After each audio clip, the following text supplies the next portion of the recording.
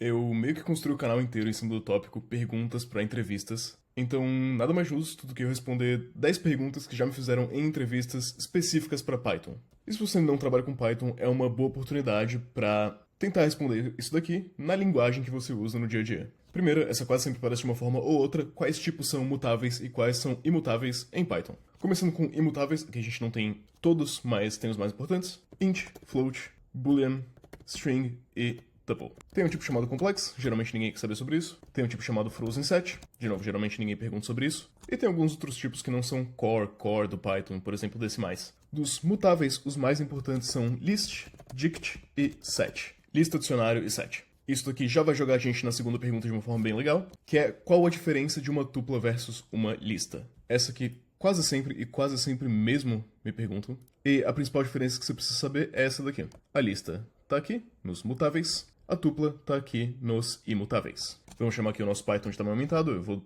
inicializar uma lista A, ela vai ser uma lista vazia. Eu dou um a.append 1 e o meu A agora tem 1. Eu dou um a.append 2, o meu A agora tem 2. A gente pode ver o ID de A, se mantém o mesmo. Se eu der um append aqui e eu pedir o ID de A, continua sendo o mesmo. Está alocado então no mesmo endereço. Se eu tenho uma tupla x e eu inicializo uma tupla assim, vamos colocar 1, 2 aqui, eu consigo dar um x.append 3? Não consigo, isso não funciona. Eu consigo dar um x0, né, que seria o primeiro elemento de x, e atribuir outro valor a ele? Não, também não funciona. A tupla, ela é imutável. Essa é a principal diferença entre eles. Lista, geralmente, você quer utilizar num conjunto de itens que vai crescer, ou vai reduzir, ou algo do tipo. Por exemplo, sei lá, o número de produtos numa ordem, ou os produtos em cada ordem, tanto faz. E uma tupla, geralmente, você quer quando é para representar algo imutável. Então, geralmente para coordenadas, você vai ter uma tupla da coordenada x e a coordenada y, e isso aí nunca vai mudar. Partindo aqui para nossa pergunta 3, o que é um dicionário?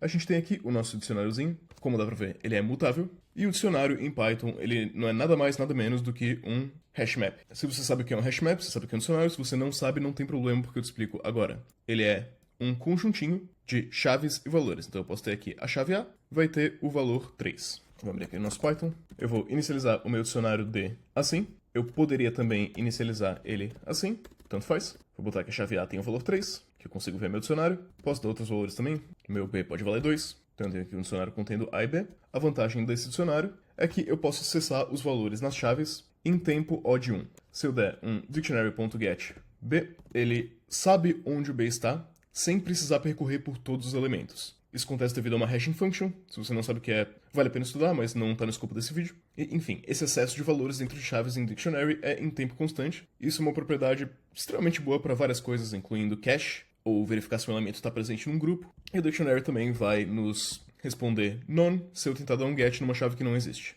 No caso aqui não aconteceu nada, então eu vou dar um value igual de get c. O meu value é none, só que não está aparecendo nada. Value is none.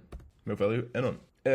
Supondo que eu não queira que o value seja none, eu quero um default value, eu posso botar aqui um default value como segundo parâmetro, e o meu default value vai ser 5 nesse caso, ele vai retornar 5. Dictionary não é nada mais nada menos que isso. Você pode estar se perguntando por que eu fiz value is none e eu não fiz value igual a none. Qual que é a diferença entre igual e is? Isso seria a nossa quarta pergunta, que é a diferença entre usar um igual e usar um is. Igual, ele vai avaliar o valor. Is, ele vai avaliar se o objeto é. Então, por exemplo, se eu tenho aqui x igual a 4.000, eu tenho que x é igual a 4.000. Isso é verdade, é true. E se eu perguntar x is 4.000, eu tenho false. Por que eu tenho false? Porque, embora ambos tenham o mesmo valor, eles não apontam para o mesmo endereço na memória. Eu posso pegar aqui o id de 4.000, está apontando para esse endereço aqui, e o id de x é um endereço totalmente diferente. Embora sejam o mesmo valor, não são o mesmo objeto. E por que eu coloquei is none?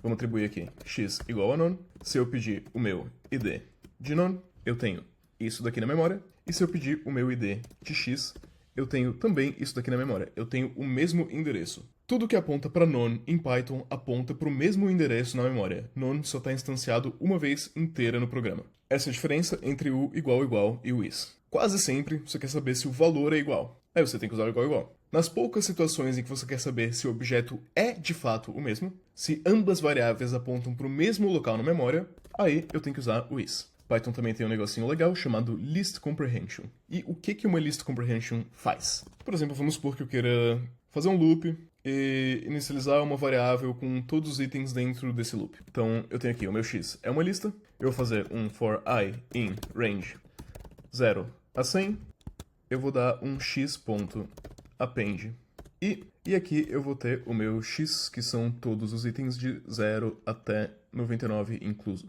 List comprehension ele pode substituir for, ele pode substituir às vezes reduce, às vezes um for com lambda, e ele é uma forma idiomática em Python, e que eu saiba das principais linguagens, acho que só Python tem list comprehension, de criar listas de uma maneira um pouquinho mais enxuta. List comprehension também pode ter algumas vantagens, porque a implementação subjacente de uma list comprehension ela é diferente da implementação do for, embora possa parecer que façam a mesma coisa. O list comprehension às vezes acaba sendo um pouco mais rápido, porque ela é implementada direto em CPython.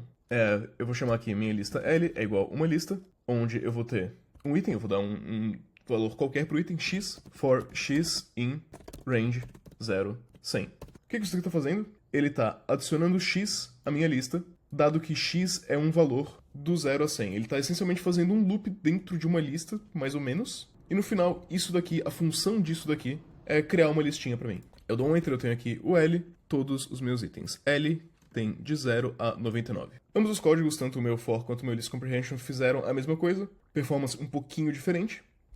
E eu usei um caso bastante simples, só que tem situações em que fica muito mais enxuto, muito mais idiomático. O list comprehension eu acho bastante legal. É uma das features que eu vejo que tem no Python que eu acho incrível e que podia ter mais em outras linguagens também. Vamos para o nosso próximo, o que são dunder methods. Aqui são 2 underscores, né? Você já se perguntou como é que o Python sabe que se eu escrever L aqui, é para ele printar a lista inteira aqui no console? Como é que ele sabe o que é para mostrar? Isso aqui é um dos comportamentos que está definido num método de double underscore. Aqui eu acredito que seja o representation. Eu sempre confundo o representation e o string, então a gente vai testar isso aqui ao vivo. Aqui, eu criei uma classe, essa classe ela tem um value, essa classe ela tem um representation method, um double under representation aqui, que é nada mais nada menos do que myClass e entre parênteses o valor. É essencialmente isso daqui. Se eu criar esse objeto aqui e eu der um object, eu tenho myClass10 printado na tela. Isso é o que o representation faz. E você pode criar dunder methods para várias coisas. Eu posso criar um dunder method aqui para length, por exemplo, para tamanho.